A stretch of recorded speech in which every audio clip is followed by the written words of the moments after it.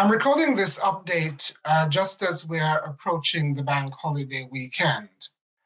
And the indications from some of the national surveillance studies are that areas around the south of Devon, particularly Torbay and Plymouth, are among those experiencing the highest rates of COVID infection at this time, estimated at some 1 in 10 people having circulating infection. These are some of the highest rates that we have ever seen. It's interesting that the impact has not so much been on the severity of illness.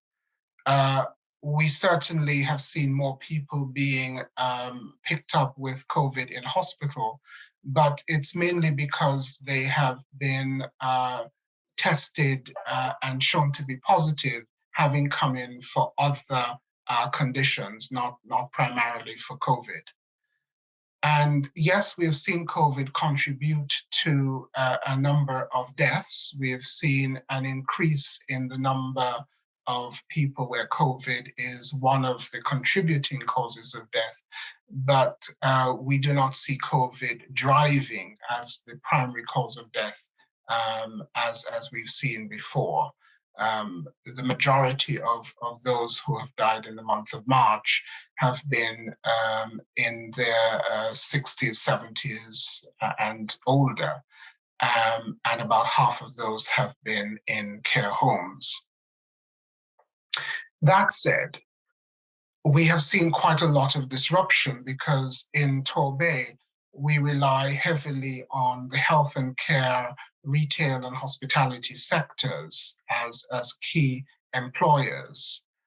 And these are areas where a work from home option is not always possible. So there are people who need to be face-to-face, and if they become infected, then that has a knock-on effect in terms of those key economic sectors being able to function optimally. And that is where we've probably felt most of the impact over the last few weeks. Well, what can we do?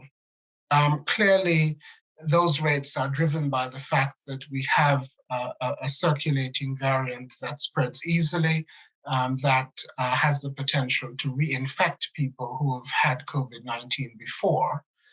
And also the fact that restrictions have been lifted and people are more or less going back to life as normal. We want to encourage people to be up to date with their vaccination status. There's still significant numbers, particularly younger people, who have not had a first or second dose. And it's important that we are up to date, particularly those who have underlying health conditions that may weaken their immune system, and bear in mind that not everyone will know that they do have an underlying condition that may predispose them to severe illness if they become infected. Pregnant women, another group that would need to be vaccinated because of the impact of COVID on both mother and child in pregnancy. So that's important, and to ensure that you're up to date for whatever boosters you might be eligible for, whether you're over 75 or under 75 with a underlying health condition. It's also important that while we get on with life, that we keep an eye out for any new variants that might emerge. We know over the last 2 years that the COVID virus can mutate and lead to new variants that can emerge at any time and in any place. And the worst case scenario is a new variant that spreads easily and causes a more severe spectrum of disease than we have seen, say, with Omicron, and that escapes our current vaccine coverage. if such a variant were to emerge, we would have to very quickly modify our behaviors to interrupt person-to-person spread. And so it's important to bear that in mind and to maintain certain habits that not only protect against the current variant that's circulating and any new ones, but can have benefit against other respiratory illnesses that may also be circulating. So hand washing makes very good sense. Maintaining face coverings in certain situations, particularly crowded spaces, indoor spaces. It's good courtesy and good public health measure to respond when shops ask that customers wear a face mask inside. Some areas are not easy to ventilate, and it does help to reduce transmission.